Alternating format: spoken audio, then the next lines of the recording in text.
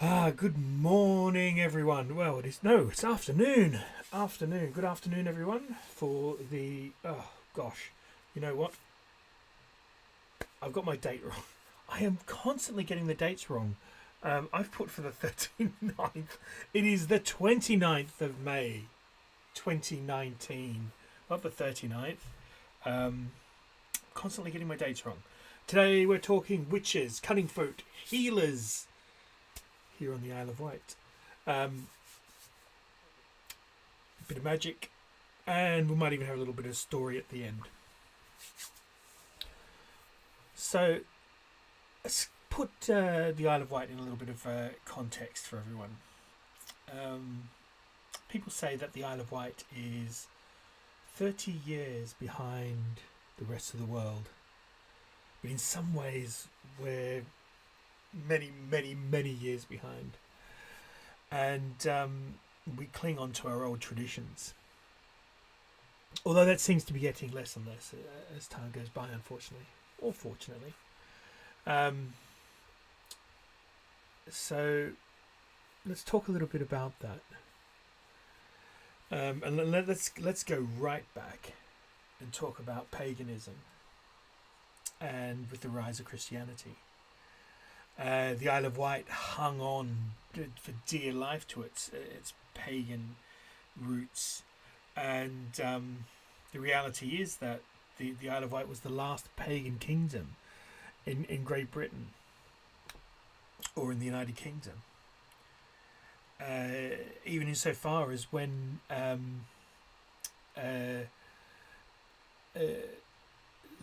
they first tried to convert the island to Christianity, they said that when the missionaries left, as soon as they were gone, the Isle of Wight went back to its old traditions. I mean, eventually, Christianity took over, and then we'll talk about the Reformation. Reformation happened, but the Isle of Wight didn't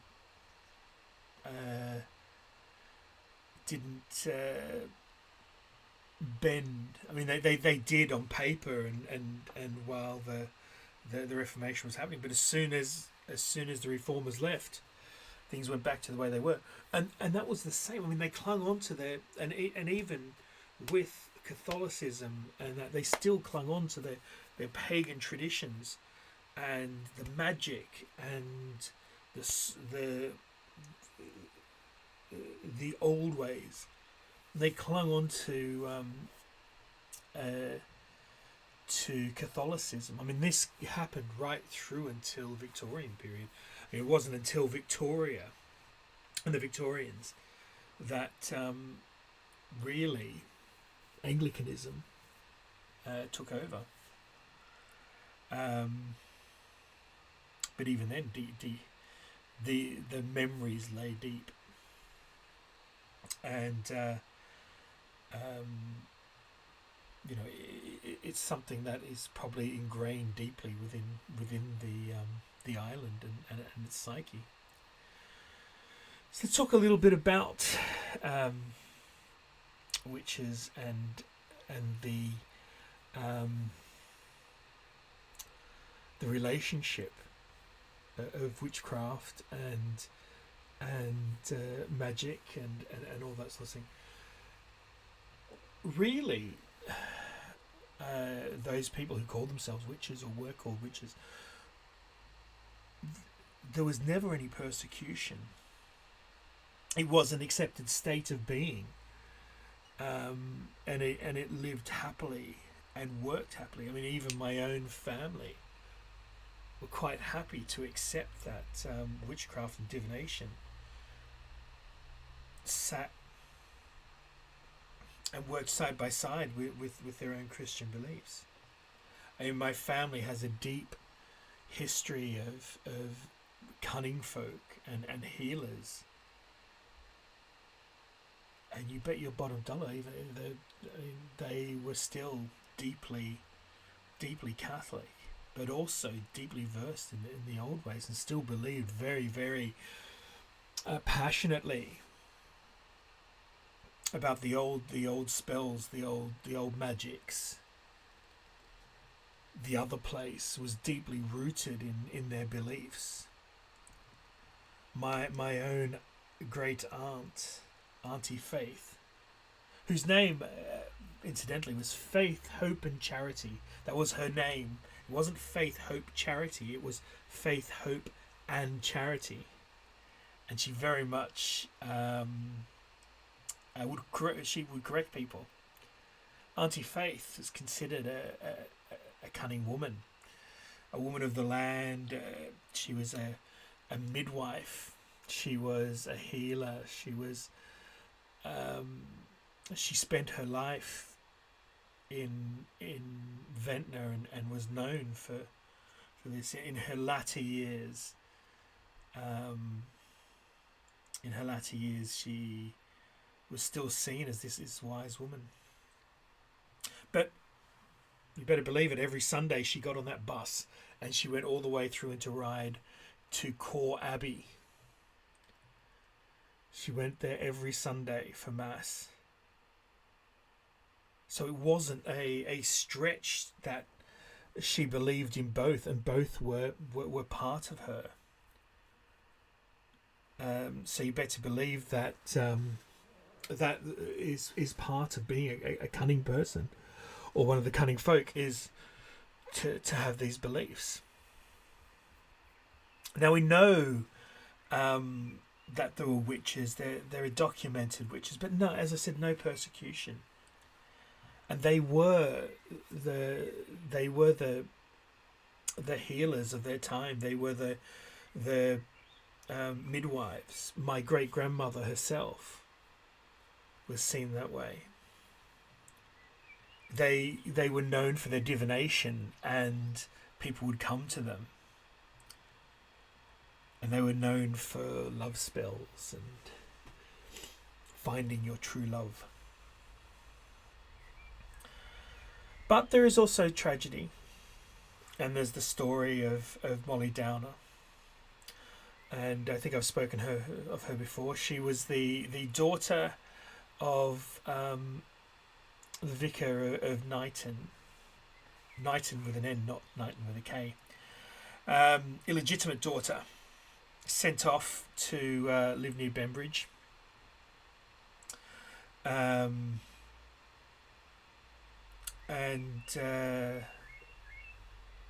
she struck up a friendship.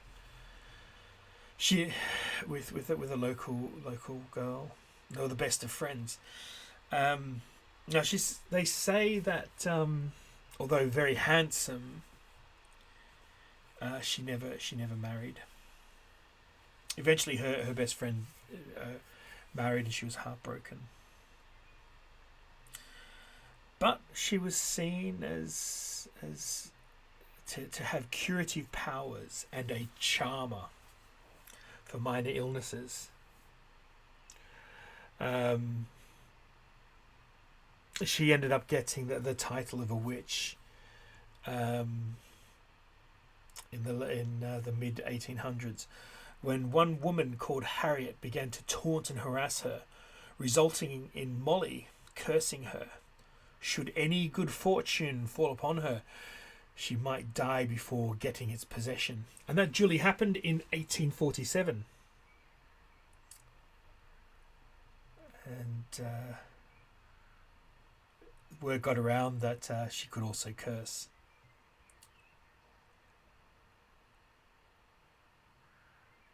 She ended up dying alone, and when people went to her cottage, they found bottles hanging of unknown liquids and dolls with pins in them. She was buried in Brading churchyard without rites, and it's a deeply sad story. But I mean, this idea of witchcraft being evil, even in the mid 1800s, was still not widely felt. It was only until she cursed someone that she was seen as a bad woman. But for most of her life, she was seen as someone who could be counted upon.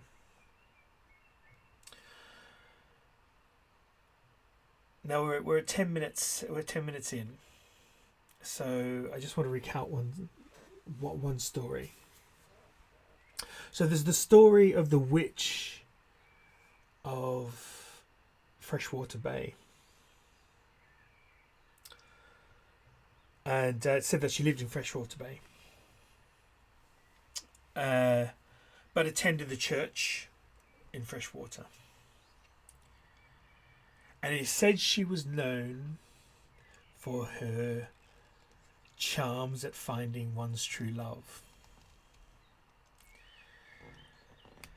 Now, the vicar's the vicar's wife was having an affair with a local lad, a local farm boy. The vicar's wife wanted to keep him to herself, but he, obviously the boy, this was just a fling for him, and he found love with a local girl. So the vicar's wife went to the witch and said, "Make me a charm so that the boy will stay with me forever." But of course the witch refused. She said, No, I will never stand in the way of true love, and I will never condone cheating. At which point, the vicar's wife said, "You'll rue the day. You'll regret this." She went to her husband and said, "We must do something about this witch.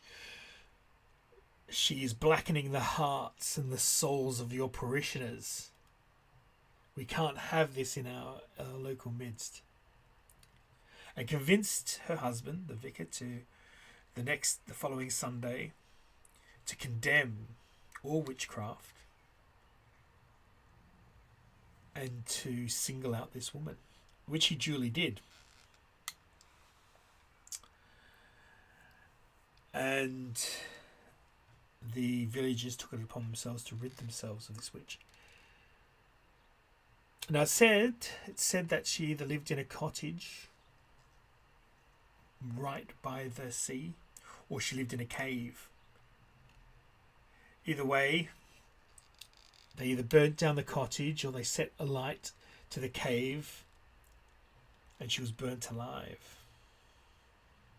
And as she died, bitterness went into her soul, and she cursed any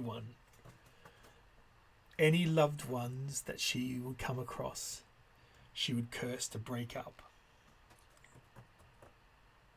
And so it is said that if you walk along the cliff path there in Freshwater Bay,